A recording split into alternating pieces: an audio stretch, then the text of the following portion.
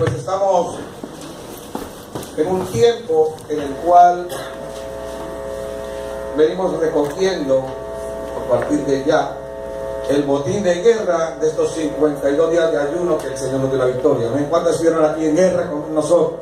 Amén. El Señor nos dio la victoria, y parte de la victoria y del botín es esta palabra que ya el Señor comienza a instalar en su pueblo, y es caminando en el poder de la resurrección. Diga conmigo, caminando en el poder de la resurrección. Yo no sé usted, pero si no sabía, pero la mayor parte de los creyentes no caminan en el poder de la resurrección, aunque son salvos, aunque son ministros, a lo mejor son obedientes y diezman y se congregan y aman al Señor. Pero una cosa es ser cristiano, hijo de Dios, amar a Dios, servir a Dios, y otra cosa es caminar en el poder de la resurrección del Señor. Y esta palabra es para guerreros, es para puntas de lanza, es para hombres y mujeres del reino que no se contentan con caminar en el Espíritu, sino que quieren caminar en el Espíritu del poder de resurrección. Amén. Y el enemigo ha robado la revelación de lo que realmente es la resurrección como fundamento de la fe cristiana. Y por supuesto que hay etapas para extender el reino, y dentro de las etapas para extender el reino está el poder de la proclamación. Y la proclamación se puede dar sin poder, o proclamación con el poder visible. Y la proclamación sin poder pues es la gente que enseña el evangelio, y que enseña un evangelio correcto, y que asiste a clases de instituto bíblico y de formación, y es correcto, pero no hace ninguna clase de milagros. ¿Aló? No está mal, pero es una proclamación sin poder. Ya conmigo, proclamación sin poder. O sea, son gente que han estudiado, que es una bendición, que saben de Biblia, jamás han hecho un milagro, nunca han expulsado un demonio, jamás de su mano Dios ha utilizado o ha sacado poder para hacer lo sobrenatural. Amén. Y esta es una iglesia en la cual sus miembros, cualquier miembro de punta de lanza, ha de tener poder sobrenatural de su mano a través de Dios para él. Amén. Entonces, la proclamación sin poder se ve a lo largo de las ciudades y del continente, pero la proclamación con el poder visible es cuando demostramos el poder con milagros y echando fuera demonios. Y este nivel, o en este nivel, operó nuestro comandante en jefe, el Señor Jesús. Aquí en la tierra, Jesús predicaba, enseñaba, sanaba y echaba fuera a los demonios. ¿Amén o no? Amén. Diga, Jesús, mi comandante, mi jefe, mi amo, enseñaba, predicaba, sanaba y echaba fuera de demonios, o sea, liberaba. Entonces Jesús fue el primero en cruzar la línea. Dios está levantando un pueblo en toda Latinoamérica, un pueblo que cruza la línea, no tan solo para predicar su evangelio y salvar las almas, sino para predicar con poder. Amén. Entonces la línea, o cómo se cruza la línea de predicar el evangelio del reino a predicar el evangelio del reino con poder. La línea se cruza única y exclusivamente por la violencia. Ya conmigo, violencia. La Biblia dice que desde los días de Juan hasta hoy el reino sufre ¿qué? Violencia. ¿Y quiénes lo arrebatan? Los violentos. Los violentos lo arrebatan. Por ahí algunos han inventado que los valientes. Esto no es de valientes, esto es de violentos, es con violencia. Entonces la autoridad en la cual Cristo operó fue la de que da vivir una vida de obediencia al Padre para entrar en la violencia espiritual y predicar el evangelio de poder. La proclamación con el poder es la proclamación con el poder de la resurrección. O sea, los principados, y las potestades que gobernaban a Israel no habían sido derribadas en ese entonces. Y estas controlan la mente y los corazones de la gente actualmente. Solo cuando se derriban los principados es que se caen las vendas de los ojos y la gente puede ver el reino y aceptarlo, recibirlo. Por eso la Biblia abra usted las Sagradas Escrituras en Filipenses capítulo 13, el verso 10. El apóstol Pablo dice: a fin de conocerle y el poder de su resurrección y la participación de sus padecimientos, llegando a ser semejante a él en su muerte. Los apóstoles predicaban el poder de la resurrección de Jesús, no la resurrección de Lázaro. Escúchame. Los apóstoles, ¿a quién vieron resucitar? ¿A Lázaro o a Jesús? A Lázaro lo vieron resucitar. A Jesús no lo vieron resucitar, lo vieron después de que él había resucitado. Pero la resurrección visual que ellos observaron fue la de Lázaro. Sin embargo, los apóstoles jamás predicaron el poder de la resurrección de Lázaro. Los apóstoles predicaron el poder de la resurrección de Jesús. Por eso en Hechos capítulo 4, el verso 33, lo afirma. Dice que y con gran poder los apóstoles, ¿ya llegaron a Hechos 4, 33? No se me queden. Y con gran poder los apóstoles daban testimonio ¿de qué? ¿De la resurrección de quién? ¿De Lázaro? No, de la resurrección del Señor Jesús, y abundante gracia era sobre todos ellos. No sé si usted la está cogiendo, pero aquí hay una revelación. ¿Cuál fue la diferencia entre la resurrección de Lázaro y la resurrección de Jesús? ¿Ambos resucitaron, sí o no? Sí. ¿Con el mismo poder de la resurrección, sí o no? Claro que sí.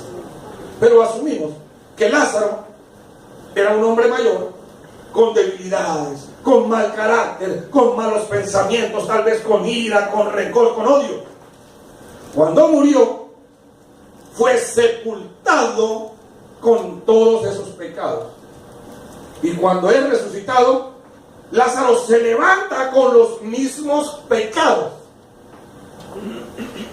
¿Sí entiende la resurrección? Sí. Y entiende la revelación. No hubo ningún cambio en él, solo un milagro físico. Fue lo que le ocurrió a Lázaro. Por el otro lado, Jesús murió con todos los pecados de la humanidad, con los pecados tuyos y los míos y de los que no han ni siquiera nacido. Pero cuando resucitó, ni un solo pecado se levantó con él. Amén. Amén. Él dejó todos los pecados. ¿En dónde? La cruz. Religión. Los dejó en el infierno. Aquí hay una revelación. ¿Cómo fue la muerte de Jesús? No podemos entender el poder de la resurrección si primero no entendemos la muerte de Jesús. Entonces, escúchenme. Primeramente, no fue cualquier tipo de muerte, sino muerte, como usted lo dijo, de cruz. Acuérdense que en la época del Imperio Romano la muerte de cruz era reservada para los peores criminales, para los desertores del ejército, para los esclavos, para los ladrones y los de más baja sociedad. Era la más vil de todas las muertes, la más cruel, era una tortura lenta, diseñada para producir una muerte larga con el máximo dolor, con el máximo sufrimiento y con un grado de humillación extremo. Entonces, si usted va conmigo a Deuteronomio capítulo 21, el verso 22 y 23, yo le puedo explicar algo mejor. Dice que si alguno hubiera cometido algún crimen digno de muerte y lo hicierais morir y lo colgaréis en un madero, no dejaréis que su cuerpo pase la noche sobre el madero. Sin falta lo enterrarás el mismo día, porque maldito por Dios es el colgado. y no contaminarás tu tierra que Jehová Dios te da por heredad. Entonces, vamos a meternos en la revelación. La muerte de Jesús tiene dos partes. ¿Ya conmigo? Dos partes. La muerte física y la muerte espiritual. Y ambas tuvieron lugar en el jardín de Getsemaní. Entonces, en primer lugar, Jesús tuvo que beber de la copa que le dio el Padre. Recordemos en Mateo capítulo 26, el verso 39, dice que la escritura, que yendo un poco adelante, se postró sobre su rostro y orando, dijo lo siguiente: Padre mío, si es posible, pase de mí ¿qué? Esta copa, pero que no sea como yo quiero, sino como tú. ¿Verdad? Entonces, aquí hay una revelación. Una revelación trae otra. Porque escúchame, ¿qué había dentro de esa copa? ¿Qué había? La copa estaba llena de todos los pecados más horribles que usted y yo podemos imaginar. Toda la suciedad, todo lo podrido de la raza humana, todo lo que en el hebreo, en el original, dice todo el shashat de la humanidad en un solo ser. Entonces, como el Hijo de Dios, puro, santo, que nunca había pecado, de repente recibió sobre él todos los pecados de la raza humana.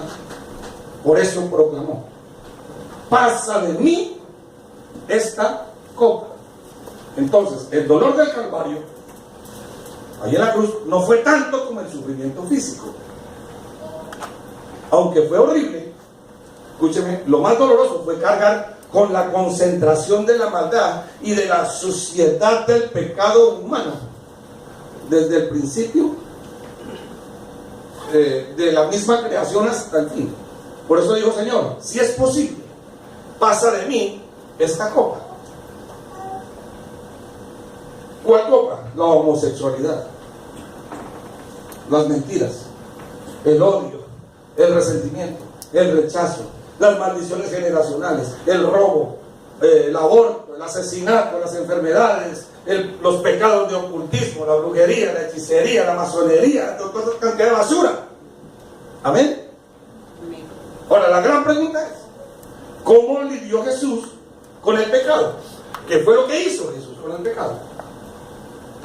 En 2 de Corintios, el apóstol Pablo nos dice en el capítulo 5, el verso 21, que al que no conoció pecado por nosotros, lo hizo pecado para que nosotros fuésemos hechos justicia de Dios. Entonces, no solo fue el pecado, sino también la raíz del pecado, lo que llamamos la independencia. Entonces, la causa principal del pecado es la raíz del ego, o la independencia, o gobernar nuestra propia vida como Adán. Cuando alguien dice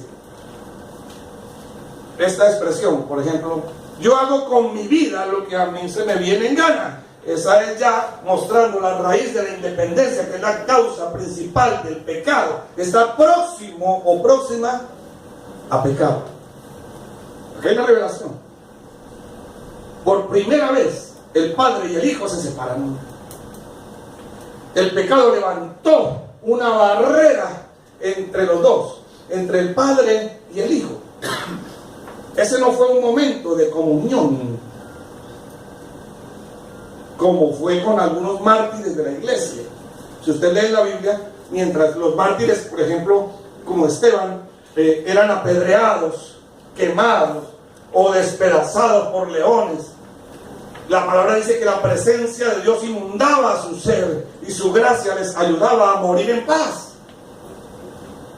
Vemos a un Esteban apedreado, muriendo y sonriendo. Pero no fue así con Jesús. No, con Jesús fue diferente. Cuando Jesús más necesitaba al Padre, este se separó de él. Amén. Reciba la revelación. Entonces, en segundo lugar, Jesús oró por la fe y recibió su resurrección antes de ir a la cruz. Me explico. Vamos a Hebreos capítulo 5, verso 7. Dice que Cristo en los días de su carne ofreciendo ¿qué? Ruegos y súplicas con gran clamor y con lágrimas al que le podía librar de la muerte. Fue que oído a causa de su temor reverente, de su temor con reverencia. Aquí la expresión le podía librar de la muerte se refiere a un movimiento de adentro a sacar de adentro a algo para salir de allí. Acá hay una revelación. Jesús no oró para ser librado de la muerte física. No, Él no oró para que no muriera o no llegase a su muerte física. Si hubiese orado así, si así hubiese sido, su oración no fue oída, porque Él murió físicamente, ¿sí o no? Él lo que hizo fue orar para salir de adentro de la muerte, o sea, para resucitar. Eso es diferente. Jesús dijo: Padre, la muerte tiene más derechos sobre mí. El diablo, el infierno tiene más derechos por todos los pecados de la humanidad que cargo ahora o que voy a cargar. Pero oro que me libres, que me saques de adentro de la muerte. Y dice la Biblia que fue oído. Él ya sabía que Dios le había contestado. Reciba la revelación. Él ya sabía antes de la cruz que tenía asegurada su resurrección. Aquí hay una revelación. ¿Cuál fue el último grito de Jesús? Por eso Él, en Juan capítulo 19, el verso 30, pudo decir, cuando Jesús fue, recuerden que fue, que tomó vinagre, y Jesús dijo: consumado es. Consumado es. Y habiendo inclinado la cabeza, dice que entregó su espíritu. Consumado es. En el original griego es el vocablo teleo. Diga conmigo, teleo. Teleo significa pagado por completo. Y hoy vengo con una palabra delante del Dios del cielo para ustedes. Hoy el Señor a muchas deudas, a muchas cosas, a muchos fracasos, a muchas enfermedades, a muchas porquerías internas tuyas, mías, a muchas individualidades, egolatrías, a muchos pecados nuestros. Hoy el Señor dice: te leo, pagado es por completo. Comienza una nueva etapa en tus días. En el nombre de Dios. Alguien que lo reciba. Vienen para ustedes, te leo. Bendito sea el nombre del Señor. Consumado es, pagado por completo. Entonces, escúcheme. Este grito, reciba la revelación. Quítese la religión. Este grito no fue de dolor. Este grito fue de victoria. En el Imperio Romano se traían gladiadores de diferentes naciones y los entrenaban para pelear. Entrenaban a la arena con su espada para pelear, y uno de ellos debía morir. Eso era pelea a muerte, y cuando el ganador le enterraba la última estocada a su contrincante vencido, gritaba: te leo, y levantaba su espada. O sea, vencido, terminado. Acá hay una revelación. Eso hizo Cristo con el diablo. Por eso la Biblia habla en Colosenses, el capítulo 2, el verso 14 y 15. Dice que anulando el acta de decretos que había contra ti y contra mí. Amén. Vea conmigo: el decreto del infierno sobre mí está te leo. Anulando los decretos contra nosotros. Dice que nos era contraria, quitándolo del medio, y la clavó en la cruz. Y despojando a los principados y a las potestades, los exhibió públicamente sobre ellos en la cruz. ¡Wow! El centurión que estaba debajo de la cruz, al ver a Jesús, estaba en total control de su propia ejecución. Se arrodilló diciendo, como lo dice la Escritura: verdaderamente este era el Hijo de Dios. Acá hay una revelación. La gente dice, los religiosos dicen: ay, pobrecito Jesús, le dolían los clavos. Por eso gritó. Pero ese grito fue un teleo. Ese grito de consumado es, no fue un grito de dolor, fue un grito de victoria. Ahí fue la victoria tuya y la mía. Amén. El pecado y la muerte habían sido conquistados. Pero escúchame, ahí no para la cosa. Todavía falta algo. Aprenda esto, porque usted tiene que ser un guerrero, una guerrera punta de lanza. Que vamos de teleo en teleo. Amén. Satanás, a pesar de que ahí fue cuando el Señor dijo teleo, el pecado y la muerte habían sido conquistados, pero todavía faltaba algo grande. Satanás tenía la llave del infierno y de la muerte, y Jesús las iba a recuperar. Por eso Mateo capítulo 12, el verso 14, habló en una comparación como Jonás.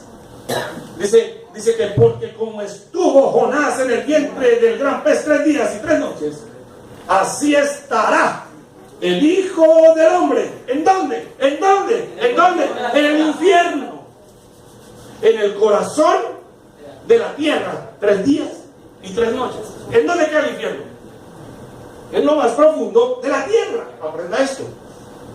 Mientras Jesús estaba en el infierno, en los cielos había un juicio. Estaban el Padre y el Espíritu Santo. Entonces el diablo y sus demonios celebraban entre comillas, su victoria en el infierno, creyendo que habían matado al Hijo de Dios. Pero escúcheme, aquí es donde Jesús la saca del estadio, porque el diablo tenía la llave del infierno y de la muerte en sus manos. En el cielo debía decidirse si Cristo era culpable, si se quedaba en el infierno o si se levantaba. Ese juicio era en el cielo.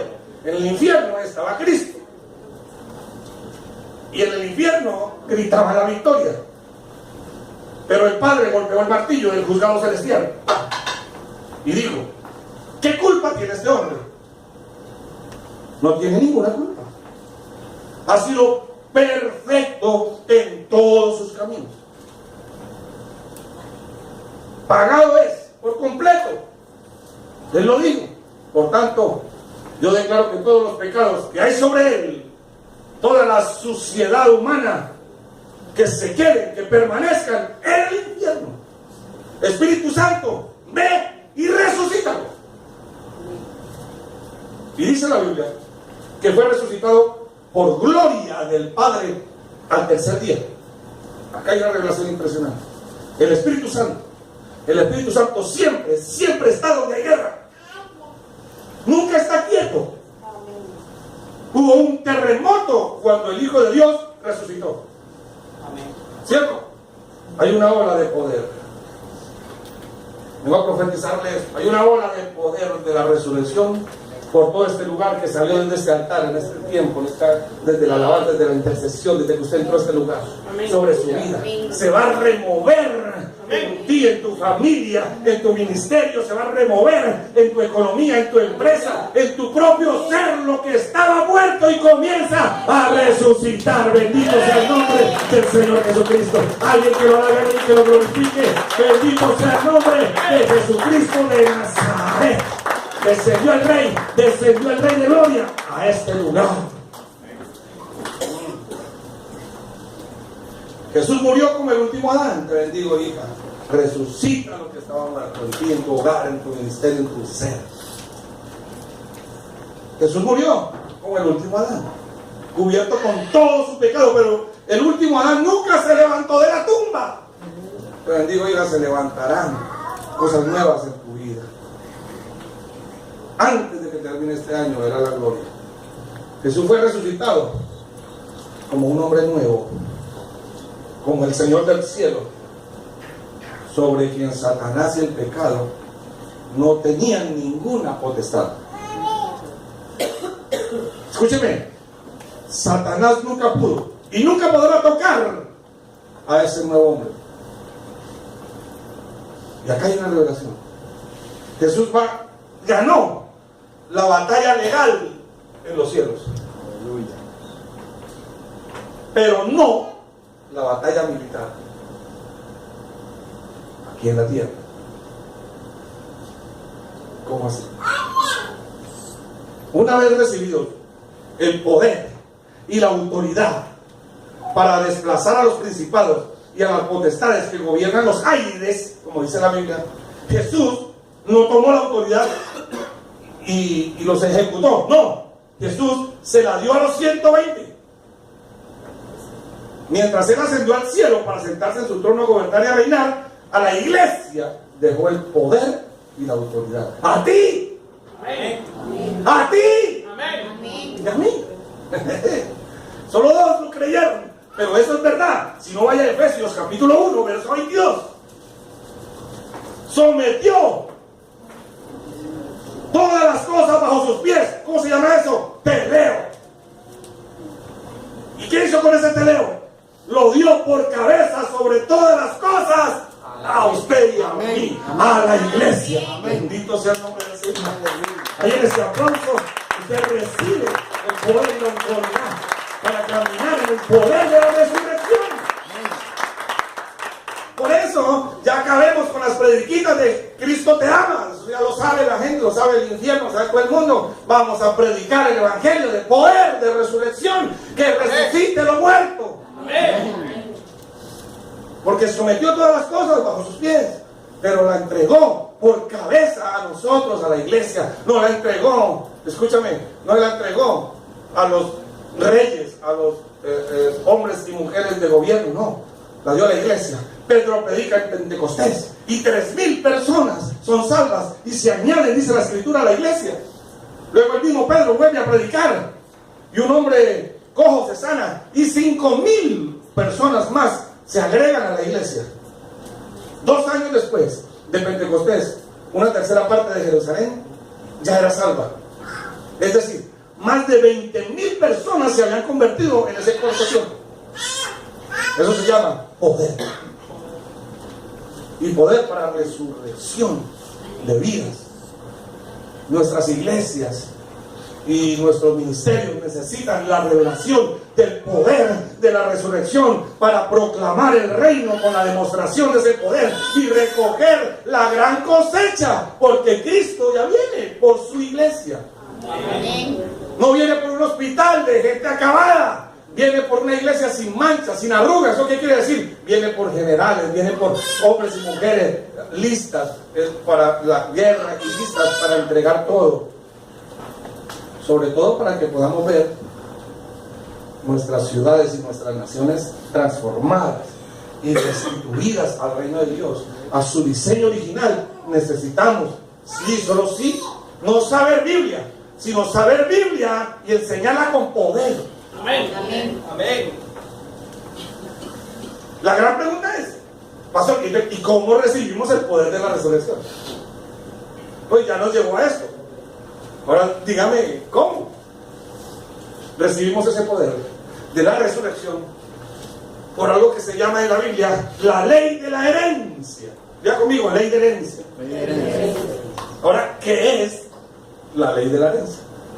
La ley de la herencia es el canal por el medio del cual Jesús nos puede transferir todo lo que ganó en la cruz y en su resurrección, para que se cumpla Efesios 1, ¿verdad? Entonces, escucha, por ley de herencia estamos literalmente en Cristo, participando en todas las etapas de su sufrimiento, de su crucifixión, de su muerte y también de su resurrección. Estábamos en sus lomos tal como Leví estaba en los lomos de Abraham. Vamos a Hebreos capítulo 7, el verso 6 al 10. Vamos a leer. No se distraiga, porque de aquí para allá en los siguientes 5 minutos Dios le va a impartir algo grande. Amén. Pero aquel cuya genealogía no es contada de entre ellos tomó de Abraham los diezmos y bendijo al que tenía las promesas, y sin discusión alguna el menor es bendecido por el mayor. Y aquí ciertamente reciben los diezmos hombres mortales, pero allí uno de quien se da testimonio de que vive. Y por decirlo así, en Abraham pagó el diezmo también Leví.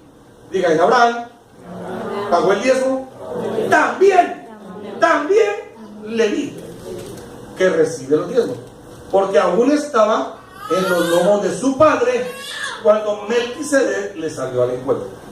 Entonces la Biblia dice también que cuando Abraham pagó sus diezmos, pagó también los diezmos de Leví. ¿Cómo así?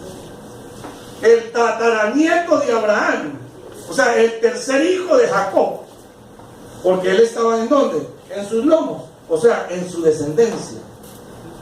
¿Dónde estaba Leví en ese momento? Leví estaba en los lomos de Abraham, dice la Biblia. ¿Qué son los lomos? En el hebreo es la palabra yalatz, que es en el sentido de fuerza, como sede del vigor de un hombre. En griego la palabra usada está en Hebreos 7:10, que ya lo hablamos ahí, como osfus, que significa poder para procrear o poder procreador. Biológicamente nosotros venimos de un esperma del testículo de nuestro padre. Sin embargo, los hombres no nacen con los testículos en el escroto.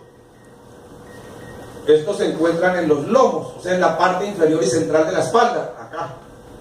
Después es que bajan al escroto, comienza su descenso hacia el escroto en la semana 28 de gestación y el proceso completa en las 2 semanas posteriores del nacimiento. Entonces el Señor vio la 4ª generación de Abraham, por eso él pagó los diezmos de Leví. Abraham fue el primer diezmador por fe. Miles de años atrás nosotros estábamos en los lomos de Adán. Por eso cuando él pecó, por lo tanto usted y yo estamos envueltos en el acto. Él escogió desobedecer a Dios y usted compartió con él su pecado. Y yo también. Aquí hay una revelación.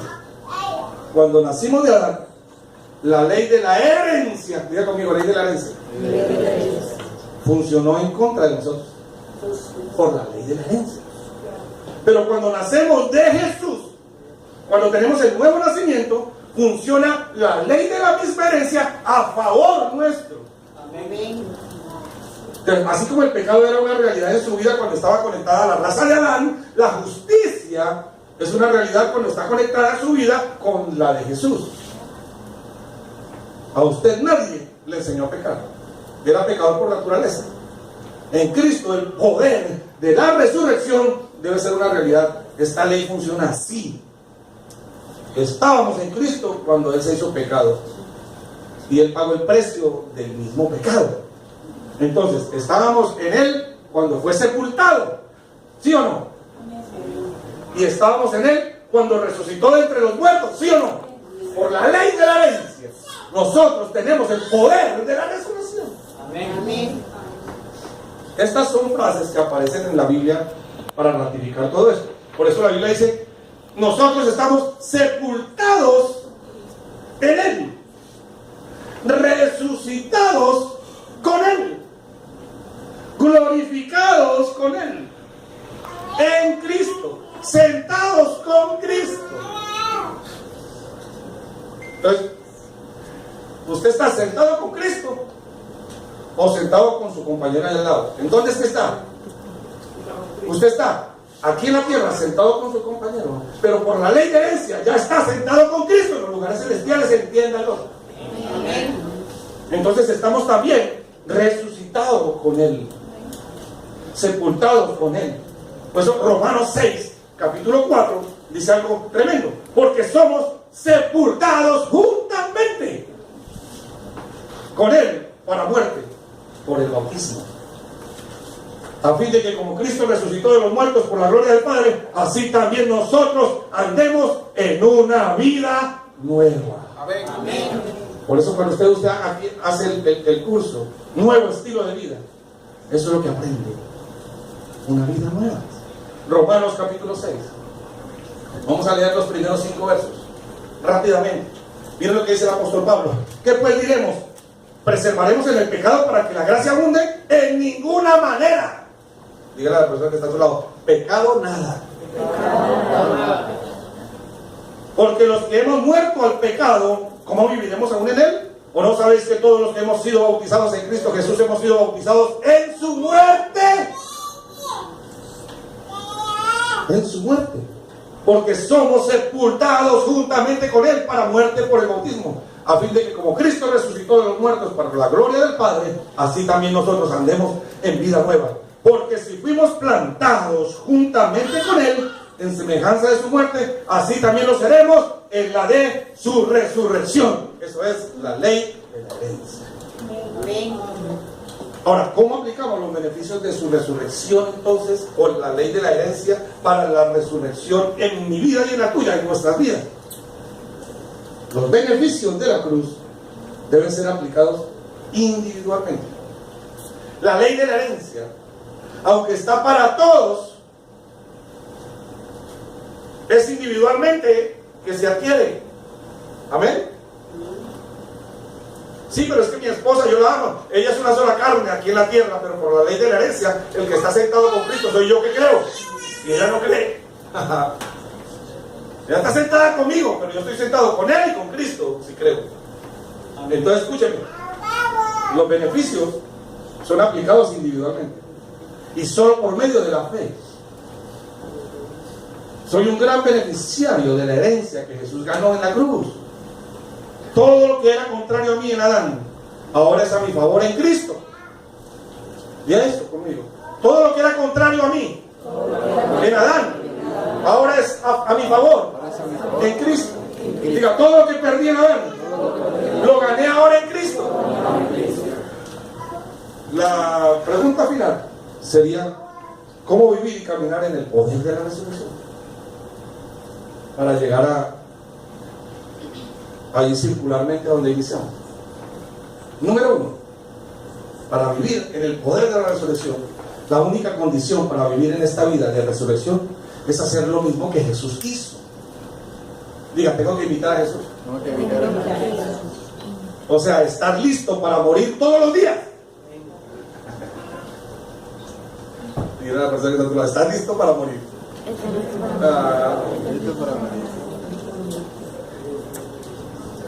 ¿Estás listo para morir todos los días? ¿A qué? Al ego, a la carne, a la independencia, a la autosuficiencia, a nuestra vida egoísta. En otras palabras, debemos crucificar el yo.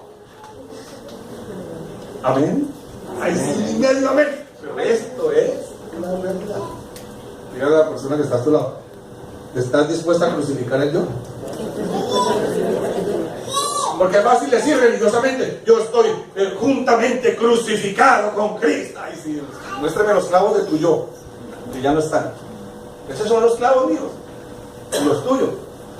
El ego, la vanagloria, toda la cuestión, bajarla. Por eso Juan capítulo 12, versos 24 y 25 dicen algo poderoso. De cierto digo, dice el mismo Jesús, que si el grano de trigo no cae en la tierra y muere, queda solo. Pero si muere, solamente si muere, lleva mucho fruto. El que ama su vida, la perderá. Pero el que aborrece su vida en este mundo, para vida eterna la guardará. Amén. Vale la pena morir. Amén. Al yo, al ego, a la mentira, a la basura, al infierno, vale la pena. Y en segundo lugar, para poder recibir el poder de la resurrección, lo tenemos que hacer por fe. Diga, esto es por fe.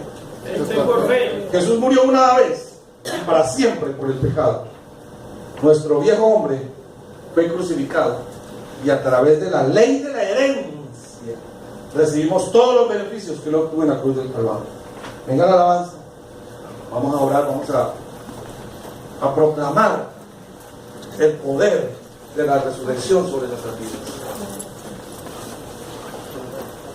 Algo grande va a resucitar en ti y en mí. Amén.